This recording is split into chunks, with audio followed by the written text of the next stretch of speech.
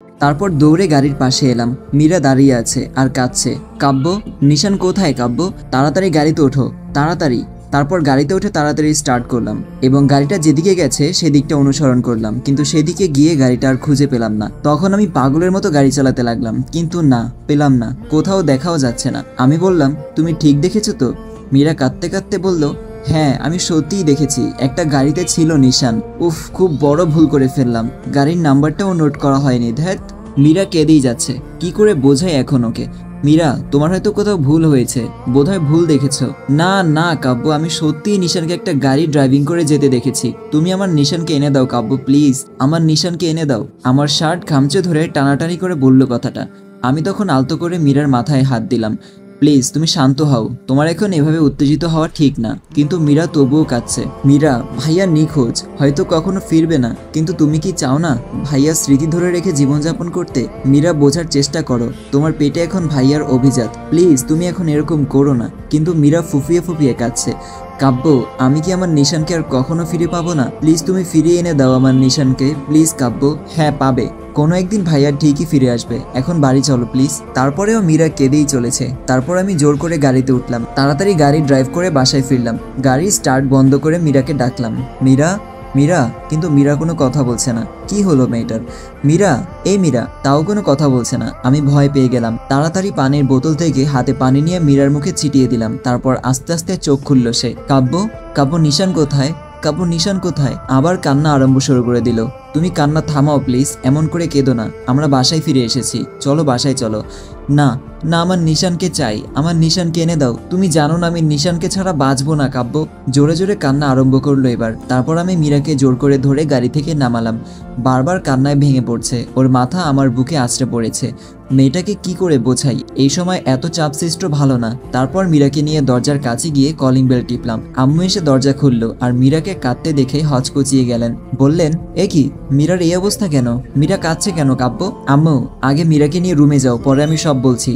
আম্মু তখন মীরাকে ধরে নিয়ে রুমে গেল। পেছনে পেছনে আমিও গেলাম। তারপর আম্মু বিছানায় শুয়ে দিল মীরাকে। মীরা কাঁদতে কাঁদতে অস্থির হয়ে যাচ্ছে।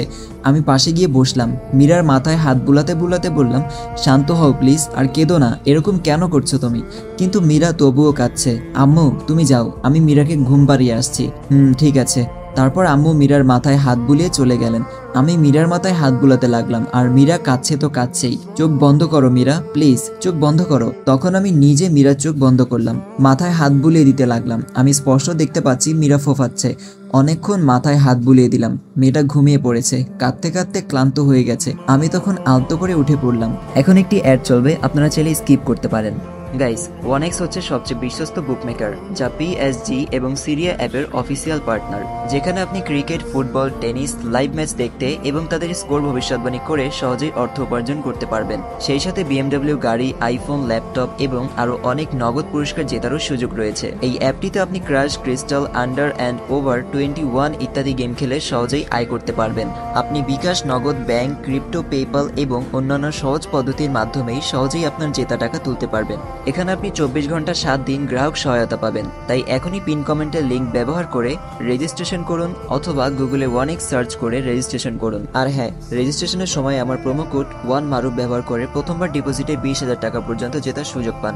লাইট নিভিয়ে নিচে গেলাম। আম্মু পায়চারি করছে, আমাকে দেখেই এগিয়ে এলো। কাব্য, কাব্য, মীরার কি হয়েছে? আম্মু, মীরা ভাইয়াকে দেখেছে।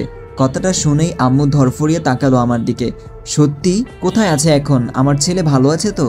আম্মু কাঁদো কাঁদো স্বরে বলল। আমি বললাম, আম্মু তুমি শান্ত হও, কাঁদছো কেন? কোথায় দেখেছিস তোরা আমার নিশানকে? নিশান এখন কোথায় আছে? তুই ওকে বাড়িতে নিয়ে আসিসনি কেন? আর ও বাড়িতে আসেনি কেন? আম্মু, আম্মু শান্ত হও, ভাইয়াকে আমি দেখিনি। মীরাই আমাকে বলল যে পাশের একটা গাড়িতে ভাইয়া ছিল। আমিও চারদিকে গাড়িটাকে খুঁজতে লাগলাম, কিন্তু কোথাও পেলাম না। এখন আম্মু কেঁদে দিল। আমার ছেলেটা এখন কোথায় আছে কে জানে। যেখানেই থাকুক না কেন, আল্লাহ যেন তাকে সুস্থ রাখেন। আমি তখন আম্মুকে জড়িয়ে ধরে সান্ত্বনা দিলাম। আম্মু, মীরা যখন দেখেছে ভাইয়াকে, তখন ভাইয়া এই শহরেই কোথাও আছে। তুমি চিন্তা করো না, আমরা খুঁজে বের করব ভাইয়াকে। আম্মু মাথা নাড়ালো, তবে কেঁদেই যাচ্ছে। আমি তো আম্মুকে সান্ত্বনা দিলাম, কিন্তু ভাইয়াকে এখন খুঁজবো কোথায়? কোথায় আছে ভাইয়া? আচ্ছা এখন রুমে যাই, মীরাকে গিয়ে দেখে আসি, মেয়েটা কি করছে কে জানে। রুমে গিয়ে দেখলাম মীরা এখনো ঘুমিয়ে আছে, কাচুমাচু হয়ে শুয়ে আছে। আমি গিয়ে ওর মাথার পাশে বসলাম, মাথায় হাত বুলিয়ে দিতে লাগলাম। আমি মীরার মুখের দিকে তাকিয়ে আছি। কি আছে ওর মুখে যেটা আমাকে টানছে ওর দিকে? এত মায়াবী কেন মেয়েটা? মীরার প্রতি আমি আকৃষ্ট হয়ে পড়ছি। তারপর কিছুক্ষণ মীরার মাথায় হাত বুলিয়ে দিলাম, তারপর বারান্দায় গেলাম। নীলার ফোনে ট্রাই করছি কিন্তু ফোন রিসিভ করছে না। ধ্যাৎ, ফোন ধরছে না কেন? আরেকবার ট্রাই করে দেখি। কয়েকবার রিং হওয়ার পর ফোন রিসিভ করলো। আমি বললাম, কি সমস্যা, ফোন ধরছো না কেন? সমস্যাটা আমার না তোমার। তুমি যদি সত্যি আমাকে ভালোবেসে থাকো তাহলে আমার শর্ত পূরণ করবে, আর যেদিন তুমি আমার শর্ত পূরণ করতে রাজি হবে সেদিনই ফোন দিবে, তার আগে নয়। তারপরেই কলটা কেটে দিল। নীলা এমন কড়া কড়া কথা আমাকে শোনাতে পারলো। ওর শর্ত পূরণ করতে না পারলে ওকে কল দিব না, কিন্তু নীলার সাথে কথা না বলে আমি থাকবো কি করে? বুঝতে পারছি না কিছু, কেন এমনটা ঘটলো সবার সাথে। তারপর রুমে এলাম, দেখলাম মীরা এখনো ঘুমাচ্ছে। আমরা বাইরে খেয়ে এসেছি, তাই আর না খেয়ে শুয়ে পড়লাম। এরপর প্রায় 1 সপ্তাহ কেটে গেল। মীরা এখন একটু স্বাভাবিক। খুব কষ্ট করে মেয়েটিকে স্বাভাবিক অবস্থায় ফিরিয়ে এনেছি। প্রথম কয়েকদিন তো খাওয়া দাওয়া পর্যন্ত ছেড়ে দিয়েছিল, কাঁদতেই থাকতো সারাদিন। তারপরে এই কয়েকদিন মীরাকে নিয়ে অনেক জায়গায় ঘোরাঘুরি করলাম। প্রায় প্রতিদিনই মীরাকে নিয়ে ঘুরতে যেতাম। রাতে মাথায় হাত বুলিয়ে ঘুম পাড়িয়ে দিতাম, গল্প করতাম। বাবুর উপর চাপ পড়বে বলে মীরা এখন আর তেমন ভাবে না, আর কাঁদেও না, তবে উদাস হয়ে থাকে। আর এদিকে নীলার সাথে আমার আর একবারও কথা হয়নি সেই দিনের পর থেকে। নীলা সিম বন্ধ করে রেখেছে। রাত হয়ে গেছে। মীরা বারান্দায় ইজি চেয়ারে বসে আছে। আমাকে যে করেই হোক নীলার দেওয়া শর্ত পূরণ করতে হবে, যে করেই হোক মীরাকে বলতে হবে। তারপর আমি বারান্দায় যাচ্ছি, আবার আসছি। অস্বস্তি লাগছে, কি করে বলবো মীরাকে? মীরা হয়তো আমার উপস্থিতি টের পেল, পেছনে না তাকিয়ে বলল, কাব্য। হ্যাঁ, কিছু বলবে? মীরা আমার দিকে ঘুরে তাকালো আর আমি মাথা নাড়ালাম। মীরা বলল, হ্যাঁ বলো। আমি নিচের দিকে তাকিয়ে বললাম, তুমি যদি কষ্ট পাও। মীরা তখন মুচকি হাসলো। কষ্ট পাবো কেন? আর আমি জানি তুমি আমাকে এমন কোনো কথা বলবে না যাতে আমি কষ্ট পাই। মীরার কথা শুনে আমি চোখ তুলে মীরার দিকে তাকালাম। এ কি, তোমার চোখ লাল কেন? মীরা চেয়ার থেকে উঠে পড়লো, আমার পাশে এসে আমার হাত ধরলো। বলো কাব্য, কি হয়েছে তোমার? একমাত্র তুমিই ছিলে আর আছো যে আমাকে আমার পরিস্থিতির সাথে মোকাবেলা করতে সাহায্য করেছে আর করছে। এখন বলো, আমি তোমার জন্য কি করতে পারি? আমি কোনো কথা না বলে নিচের দিকে তাকিয়ে রইলাম। মীরা এসে আমার দুগালায় হাত দিয়ে মাথা উপরে তুললো আর আমার চোখের দিকে তাকালো। বলো কাব্য। আমি বললাম, নীলা বলেছে। কি হলো, থেমে গেলে কেন? কি বলেছে বলো? তোমাকে ডিভোর্স দিয়ে যেন ওকে বিয়ে করে নেই। কথাটা শুনেই মীরার মুখ মলিন হয়ে গেল। আমার গাল থেকে হাত নামিয়ে নিল। আমি জানি তুমি কষ্ট পাবে, তুমি নিজেকে দোষারোপ করবে, তুমি হয়তো ভাববে তুমি খারাপ, তাই আমি তোমাকে ছেড়ে চলে যাচ্ছি। কিন্তু তুমি খুব ভালো মীরা। নীলার এই শর্ত পূরণ না করলে ও আমার সাথে আর সম্পর্ক রাখবে না, তাই। মীরা তখন মলিন একটা হাসি দিল, বলল, না আমি কষ্ট পাইনি। আচ্ছা তুমি ডিভোর্স পেপার রেডি করো। আমি বললাম, সত্যি আমি তোমাকে কষ্ট দিতে চাই না। মীরা হাসলো, আমি কষ্ট পাইনি। তোমরা দুজন এক হতে পারলেই আমি খুশি, তোমাদের সমস্যা মিটলেই আমি খুশি। আমি মীরাকে জড়িয়ে ধরলাম। সত্যিই তুমি খুব ভালো। খুব শক্ত করে জড়িয়ে ধরলাম। মীরাও হাত দুটো দিয়ে আমাকে জড়িয়ে ধরলো। আমি জড়িয়ে ধরা থেকে ছেড়ে মীরার গাল দুটো ধরে বললাম, you are a very good girl. আমি এমনই একটা বন্ধু চাই, হবে তো? মীরা হাসলো, তবে হাসিটা নিষ্প্রাণ। তারপর আমি রুমের দিকে গেলাম। এদিকে মীরার বুকটা কেমন খালি খালি লাগছে, যেন কিছু একটা হারিয়ে ফেলছে। মীরা ভাবে, তবে আমি কি কাব্যকে ভালোবেসে ফেললাম? একে ভালোবাসবো না তো কাকে ভালোবাসবো? এত ভালো আবার কেউ হয় নাকি? তবে নিশানও তো আমার মন থেকে যাচ্ছে না। নিশানকেও তো আমি আমার জীবন থেকে বেশি ভালোবাসি, কিন্তু কাব্য আমার জীবন থেকে সরে যাচ্ছে দেখে আমার এত কষ্ট হচ্ছে কেন? না, কাউকে ছাড়তে পারবো না। আমি দুজনকেই ভালোবাসি। মীরা কেঁদেই চলেছে। বিধাতা কেন ওকে এই দ্বিধার মধ্যে ফেললেন? এদিকে নীলার রুমে উপুর হয়ে শুয়ে আছে আর কাঁদছে। কাব্যকে কষ্ট দিয়ে নীলা নিজেও কষ্ট পাচ্ছে। কাব্যর সাথে কড়া করে বলা কথাগুলো নীলাকেই বেশি কাঁদাচ্ছে। কি করে কাব্যকে এত কঠিন কঠিন কথা বলতে পারলো নীলা? কি করে? নীলার আব্বু মেহতাব হোসেন রুমে ঢুকলেন। বুঝতে পারলেন মেয়েটা কাঁদছে। কি হয়েছে আম্মু? নীলা চোখ মুছে নিল তাড়াতাড়ি। ওর আব্বুর দিকে তাকিয়ে একটা হাসি দিল। কিছু না আব্বু। কি ভাবিস তুই নিজেকে? খুব বড় হয়ে গেছিস? তুই আমার কাছে এখনো সেই ছোট্ট খুকি আছিস, আর সেই তুই আমার কাছে তোর কাদার বিষয় লুকোচ্ছিস? নীলা এবার কেঁদেই দিল। কি হয়েছে আম্মু বল? নীলার কাছে গিয়ে মাথায় হাত বুলাতে বুলাতে বললেন, আব্বু কাব্য। কি হয়েছে? কাব্য বিয়ে করে নিয়েছে, আর সেদিন আমি কাব্যর সাথে খুব খারাপ ব্যবহার করেছি। কি বলছিস? কাব্য বিয়ে করে নিয়েছে? হ্যাঁ। তারপর নীলা তার আব্বুকে সব খুলে বলল। ও, ছেলেটা চাপে পড়ে বিয়ে করেছে হয়তো, কিন্তু তোর কাজটা করা ঠিক হয়নি। কোন কাজটা আব্বু? কাব্য আর মীরার বিয়ের কয়দিন হয়েছে? 14 দিন। ওরা এখন স্বামী স্ত্রী। ওদের মাঝে যে মায়ার সৃষ্টি হতে চলেছে তা তুই ডিভোর্সের মাধ্যমে ত্যাগ করাতে পারবে না। আমি কি বলছি তুই বুঝতে পারছিস? নীলা মাথা নাড়ালো। মীরা আর কাব্য এখন স্বামী স্ত্রী, এক ছাদের নিচেই তাদের বসবাস। যদিও তারা একে অপরকে ভালোবাসে না, শুধু একটু কেয়ারিং। তবে আম্মু, ভালোবাসা জেনে শুনে আর বলে কয়ে আসে না। ওরা স্বামী স্ত্রী, তাদের মাঝে মায়া জন্মাতেই পারে, আর মায়া থেকে তৈরি হয় ভালোবাসা, যেটা তোমার ভালোবাসা থেকেও শক্ত। তুমি কি বলছো আব্বু? ওরা একে অপরকে ভালোবাসে? না বাসলেও একবার না একবার ভালোবাসবেই, তাই তোমার উচিত ওদের মাঝখানে না থাকা। তুমি কি বলছো আব্বু? আমি কাব্যকে ভুলে যাব? সেটা তোমার ব্যাপার আম্মু। তুমি যদি সত্যিকারে কাব্যকে ভালোবেসে থাকো তাহলে সরে আসো এই পথ থেকে। আমি তোমার, কাব্য আর মীরার ভালোর জন্যই বলছি, ভেবে দেখো। এতটুকু বলেই মেহতাব হোসেন মেয়ের মাথায় হাত বুলিয়ে চলে গেলেন। এদিকে নীলার মাথায় তখন আকাশ ভেঙে পড়ল। ওকে কাব্যকে ভুলতেই হবে। না না, এটা অসম্ভব। নীলা লাফ মেরে বিছানায় শুয়ে বালিশ আঁকড়ে ধরে কাঁদতে লাগলো। এদিকে মীরা বিছানায় শুয়ে আছে আর কাব্য সোফায়। এটা প্রতিদিনকার ঘটনা। কাব্য এপাশ ওপাশ করছে আর মীরা এক দৃষ্টিতে তাকিয়ে আছে কাব্যর দিকে। কি আছে ওর এই মুখে? ছেলেরা আবার মায়াবী ও সুন্দর হয় নাকি? কি করে ছাড়ি ওকে, যে আমার দুঃসময়ে পাশে থেকেছে? কাব্য পাশ ফিরে তাকালো মীরার দিকে। কি, এনিথিং রং? না। তাহলে? মীরা দ্বিধা হচ্ছে কথাটা বলতে। কি হলো বলো। না মানে, বিছানায় এসে শোও। কাব্য মীরার দিকে তাকালো আর মীরা উৎফুল্ল দৃষ্টিতে বলছে, না, আমি সোফায় শুতে পারবো, অসুবিধা হচ্ছে না তো আমার, তুমি ঘুমিয়ে পড়ো, একটা দিনই তো। মীরার কথা শুনে কাব্যর মুখ মলিন হয়ে গেল। আসলেই তো, কাল ওরা ডিভোর্সের জন্য অ্যাপ্লাই করবে, এটাই হয়তো শেষ রাত ওদের। প্লিজ। কাব্য মীরার দিকে তাকালো। মীরা যেন খুব করে চাইছে কাব্য যেন ওর পাশে শোয়। কাব্যও তো চাইছে, কিন্তু ওকে। কাব্য বালিশ নিয়ে বিছানায় রাখলো, মীরার পাশে গিয়ে শুলো। মীরা চিত হয়ে শুলো, কাব্য একই রকম ভাবে শুলো। মাঝখানে কোনো বালিশ নেই, আমার অস্বস্তি লাগছে মীরার পাশে এরকম ভাবে শুতে। মাঝখানে একটা বালিশ রাখি, আমি তো আবার বেশি এপাশ ওপাশ হই, কখন আবার তোমার পেটে ঢিসুম করে ঘুষি বসিয়ে দেই। মীরা হাসলো, লাগবে না। ও, তারপর কিছুক্ষণ নীরবতা। আচ্ছা কাব্য, মানুষ বড়ই অদ্ভুত, তাই না? কখন কাকে ভালোবেসে ফেলে বলা যায় না। আমি মীরার দিকে তাকালাম। মীরা নীরব দৃষ্টিতে তাকিয়ে আছে আমার দিকে। আসলেই।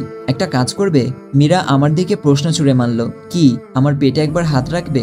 আমি চমকে উঠলাম, অবাক বিস্ময় নিয়ে মীরার দিকে তাকালাম। মীরার দৃষ্টি বরাবরের মতোই শান্ত। মেয়েটা এমন কেন, আমাকে অবাক করিয়ে দিল, অথচ নিজে একবারেই শান্ত। কি হলো? আমি ইতস্ত বোধ করলাম।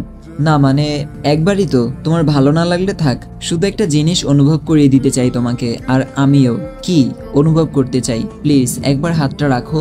বলেই নিরীহ দৃষ্টিতে আমার দিকে তাকালো। এখানে নেই কোনো লোভ আর পাপ, নিষ্পাপ একটা মেয়ে যেন মীরা। আচ্ছা, প্লিজ। মীরা সোজা হয়ে শোয়া, চোখ বন্ধ করে নিল। মীরার পেটটা আস্তে আস্তে বড় হচ্ছে। এখানেই রয়েছে একটা দেহের অস্তিত্ব। আমি কাঁপা কাঁপা হাতটা এগিয়ে নিলাম। হাত প্রচুর কাঁপছে, আমি প্রায় ঘামছি। অবশেষে হাত রাখলাম। মীরা জোরে একটা শ্বাস নিল, যেন কিছু অনুভব করছে, আমার স্পর্শ। আর আমি অনুভব করছি একটা অস্তিত্ব। আমি মীরার দিকে তাকালাম, চোখ বন্ধ করেই আছে। ও। আর মুখমণ্ডলও যেন মায়া ছড়িয়ে পড়েছে। একটা নেশা বোধ হচ্ছে, হারিয়ে যাচ্ছি মীরার মায়াবী মুখে। মীরা চোখ খুলে আমার দিকে তাকালো। কিছু অনুভব করেছো? মীরার চোখ কোণে খানিকটা পানি জমে আছে। হ্যাঁ। মীরা বলল, কি?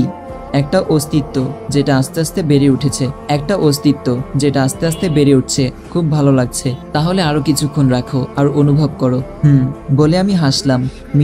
মীরা তার হাতটা আমার মাথায় নিয়ে এলো, চুলে বিলি কেটে দিতে লাগলো। কাল কটায় যাচ্ছি কাব্য?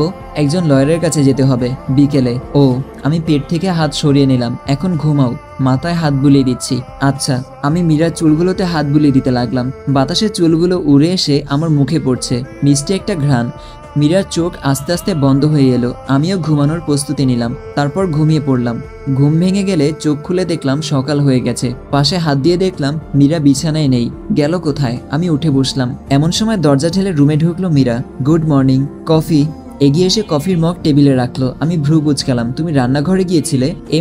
এমনি শুধু গিয়েছিলাম। আম্মু কফি বানিয়ে দিল তোমার জন্য। একা একা নিচে যাওয়ার কি দরকার? যদি কোনো অঘটন ঘটে? আরে কিচ্ছু হবে না, এত ভেবো না তো। উনি জানেন কিছু হবে না, চুপটি করে এখানে বসো, আমি ওয়াশরুম থেকে আসছি। তারপর ওয়াশরুমে গিয়ে ফ্রেশ হয়ে নিলাম, এসে কফি খেয়ে নিলাম। কাব্য, একটা কথা বলি? হ্যাঁ বলো, যতটা মন চায় বলো। মীরা হাসলো। ডিভোর্সের পরেও কি তুমি আমার যত্ন নেবে? আমি চোখ তুলে মীরার দিকে তাকালাম। শুধু দ্বিধায় ফেলে দেয় মেয়েটা।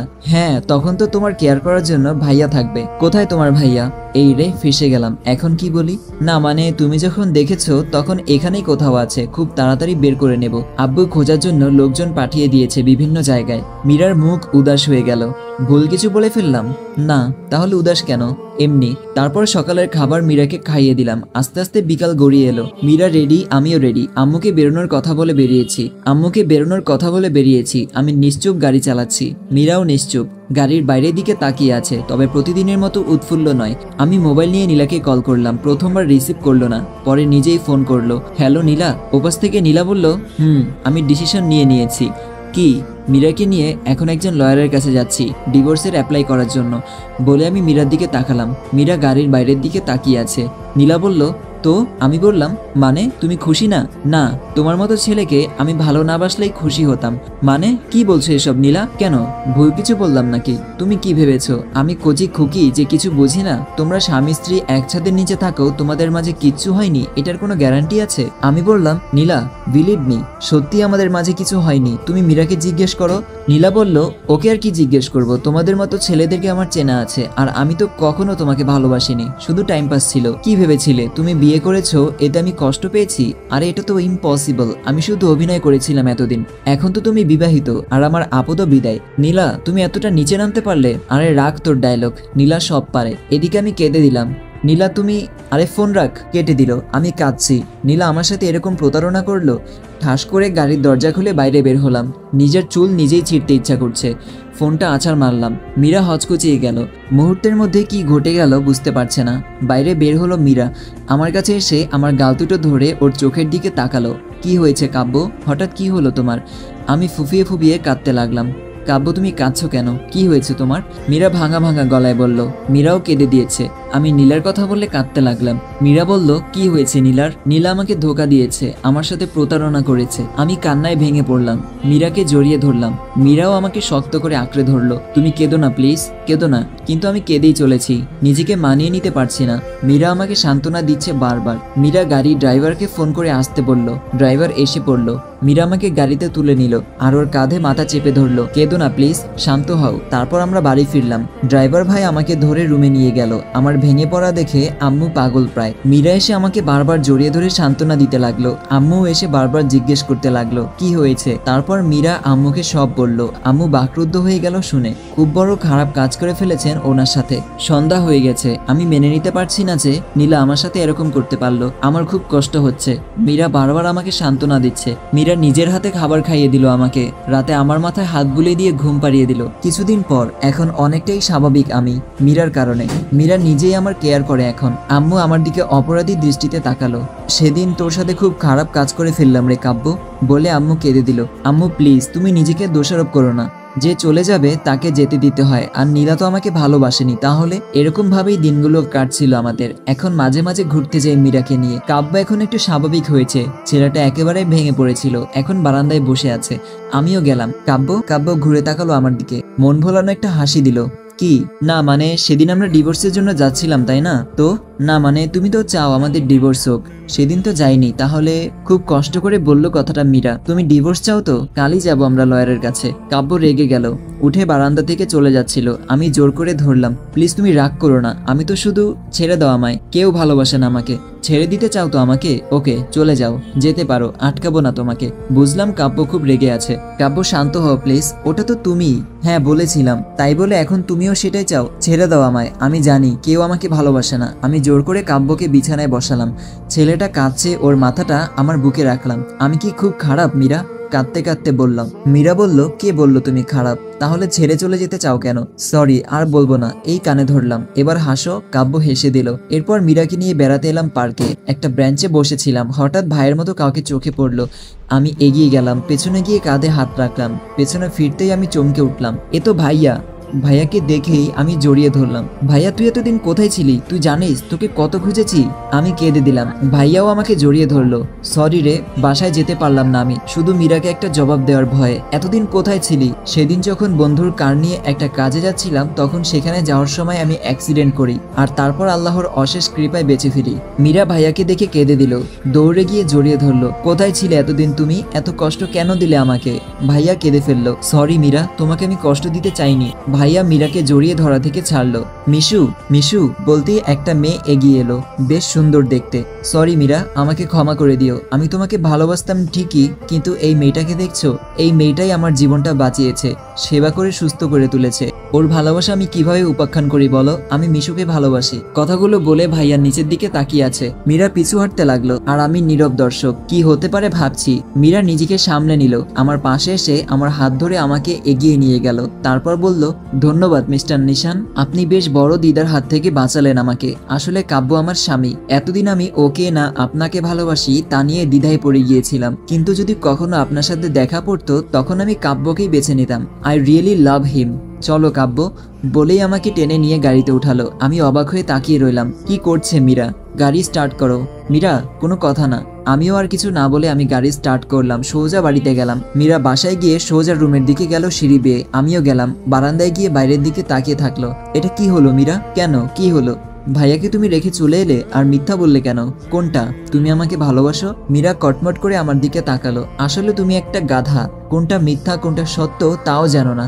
কথাটা সত্য ছিল বলেই মীরা চলে গেল। আমি হিসাব মিলাতে লাগলাম। কি বলে গেল মীরা? কিছুদিন পর ওটির বাইরে দাঁড়িয়ে আছি আমি। ভিতরে আমার মীরার প্রেগন্যান্সির পেইন উঠেছে, প্রচুর ব্যথা। হাসপাতালে নিয়ে এসেছি। আমি কান্নায় ভেঙে পড়লাম এবং বসে পড়লাম ওটির সামনে। আব্বু আম্মু সান্ত্বনা দিচ্ছে আমাকে। আমি ভাবছি কি হবে আমার সাদা পরীটার। অতঃপর অপেক্ষার প্রহর শেষ হলো। ডাক্তার বেরিয়ে এলেন। আমার অবস্থা বুঝে আমি কিছু জিজ্ঞেস করার আগেই বললেন, কংগ্রাচুলেশনস মিস্টার কাব্য, আপনার একটা মেয়ে সন্তান হয়েছে। আর মীরা, নাও দে আর সেফ। আমি খুশিতে ডাক্তারকে জড়িয়ে ধরলাম। ওটির ভিতরে ঢুকতেই মীরা আমার দিকে তাকিয়ে একটা হাসি দিল। আমি পাশে গিয়ে মীরার হাত ধরলাম। তুমি হাসছো? জানো আমার কি অবস্থা হয়েছে? তোমার কষ্ট হয়নি তো? মীরা আমার হাত শক্ত করে ধরলো। তুমি পাশে থাকলে আমি কিছুতেই কষ্ট বা ভয় পাই না। আমি আমার মাথা মীরার মাথায় ঠেকালাম। মীরা বলল, শুধু বউকে নিয়ে থাকবে, মেয়েকে কোলে নেবে না? আমি মুচকে হেসে মেয়েটাকে কোলে নিলাম। আচ্ছা, মেয়েটা আমার মতো হলো কি করে? মীরা রহস্যময় একটা হাসি দিল। কিছুটা অজানা আর রহস্যের মধ্যেই থাক। আসসালামু আলাইকুম। আজকের পর্বের মাধ্যমে কিন্তু আমাদের গল্পটা শেষ হয়ে গেল। সো দেখা হচ্ছে নতুন কোনো গল্পে। আপনারা সবাই ভালো থাকবেন। দেখা হচ্ছে পরবর্তী ভিডিওতে। আল্লাহ হাফেজ।